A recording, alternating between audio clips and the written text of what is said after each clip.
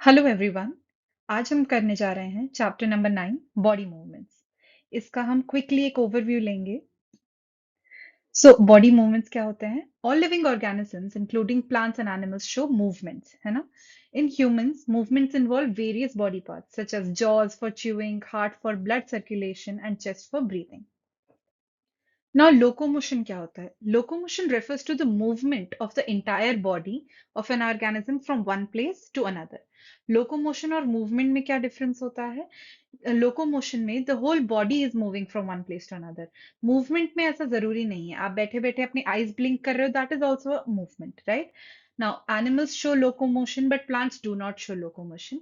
Importance क्या होती है लोकोमोशन की? आपको फूड, शेल्टर, वाटर ढूंढने के लिए एनिमल्स लोकोमोट करते हैं, प्रेडेटर से बचने के लिए मूवमेंट करते हैं, और रिप्रोड्यूस करने के लिए भी लोकोमोशन का इस्तेमाल करते हैं। Now what is skeletal system? Skeletal system, हमारा ह्यूमन स्केलेटन जो है उसमें 206 बोन्स होती हैं। ये हमारी बॉडी को स्ट्रक्चर प्रोवाइड करता है, मूवमेंट में हेल्प करता है, और अगर इसमें कोई भी फ्रैक्चर्स या इंजरीज होती हैं we can check it through X-rays, right? Now skeleton के फंक्शंस क्या क्या हैं? It helps in movement, standing, running, walking. It provides shape and support to our body, and it also protects, a very important function is it protects our organs, right? Now, bone marrow.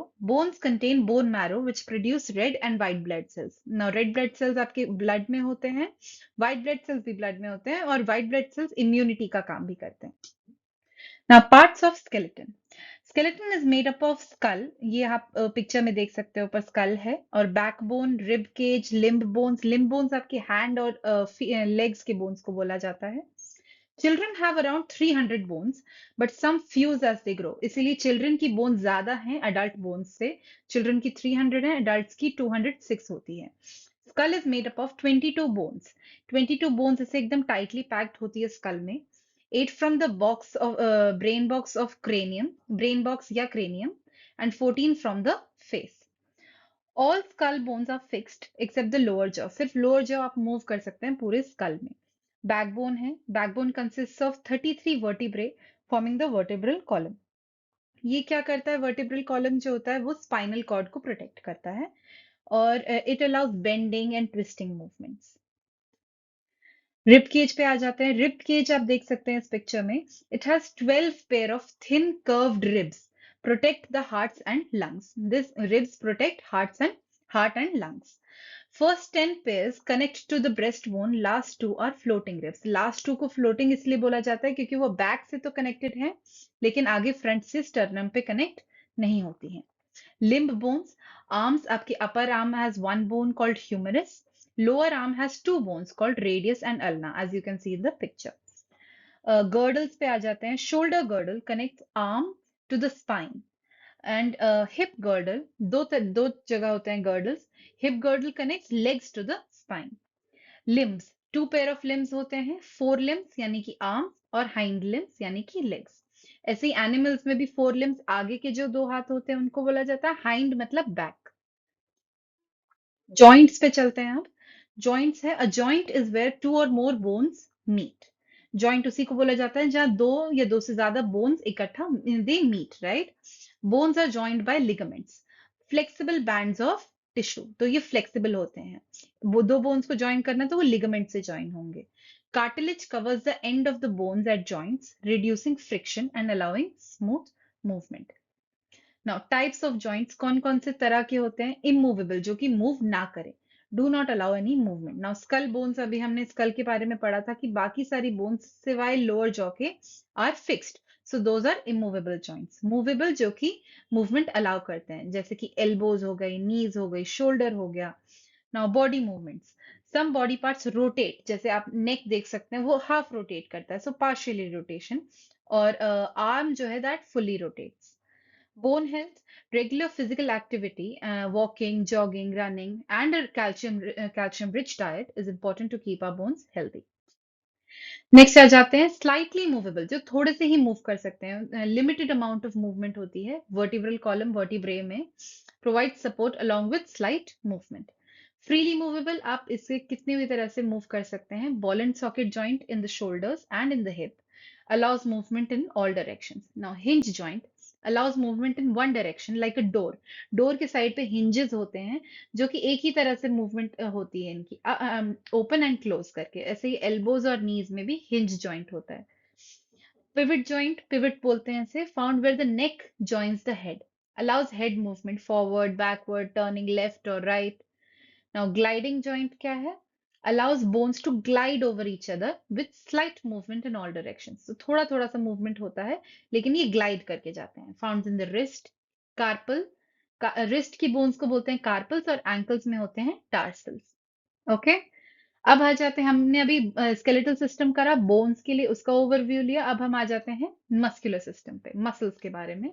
Bones are moved by muscles attached to them through tendons. So bone to muscle अगर attached होगी तो वो attached होगी tendons से, लेकिन अगर bone to bone connect होगी वो कनेक्ट होगी लिगामेंट से। Okay, Human body has 600 plus muscles with around 39 skeletal muscles. Now skeletal muscles क्या होती हैं? जो कि आपके body parts में लगी होती हैं, जो कि movement करती हैं, controlling specific movements. So 39 skeletal muscles होती हैं. Muscles are responsible for smiling, chewing, pushing food and heartbeats. Now अगर muscles में sprain आ जाता है, an injury to muscles attached to bones is called a sprain, which can be painful. Arm movement पे चलते हैं। Bending the arm, biceps contract, आप देख सकते हैं पिक्चर में यहाँ पे। Shorten and thicken, triceps relax, lengthen and thin. Straightening the arm, biceps relax, triceps contract. अच्छा, जब आप अपना आर्म को बेंड करते हैं तो जो बाइसेप्स होते हैं, यानी कि हम आर्म के सामने वाला जो मसल होता है वो कॉन्ट्रैक्ट करता है, वो छोटा हो जाता है, टाइट हो जाता है। और जो ट्राइसेप्स होते हैं वो रिलैक्स हो जाते हैं। और अगर आप अपना आर्म स्ट्रेट रखेंगे तो बाइसेप्स रिलैक्स करेंगे और triceps contract. Muscle action, muscles move bones by pulling not pushing. Okay, two muscles work in pairs. One pulls the bone in one direction while the other pulls it back. Bones cannot move by themselves. Muscles attached to the bones control the movement. Okay. Yoga for bones and muscles. Yoga keeps them healthy and flexibility increase होती है योगा से। Now earthworms में कैसे locomotion होता है? Earthworms have cylindrical bodies with rings. Rings होती हैं उनमें, आपने ध्यान से देखा होगा तो earthworm has rings on it, जिसे segments भी बोला जाता है, and a liquid skeleton. They do not have a bony skeleton like humans. Bristles on their underside give them a firm grip, helping them move. उनके नीचे bristles type structure होता है। Earthworm moves easily on rough surfaces due to their bristles.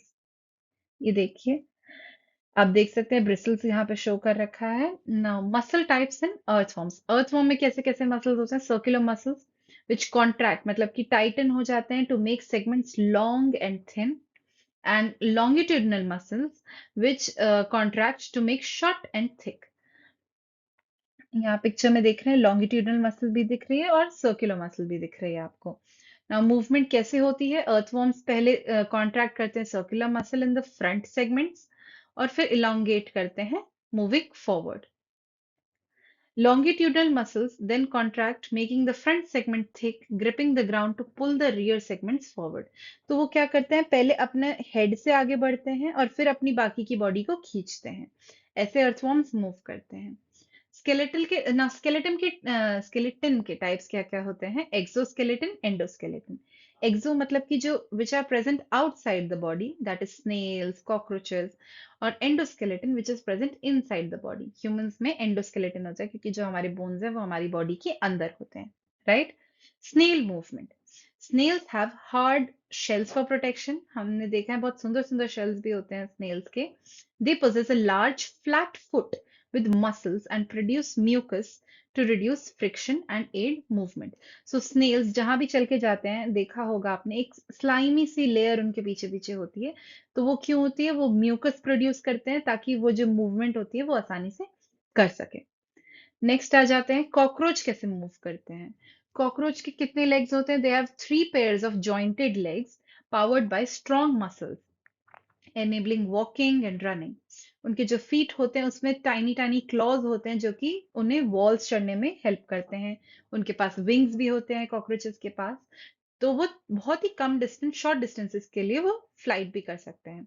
Exoskeleton, cockroaches के पास जो skeleton होता है वो उनकी बॉडी के बाहर होता है, which is composed of different units providing body support. उनके पास एंटीना, कॉकरोचेस के पास एंटीना भी होता है which they use for smelling.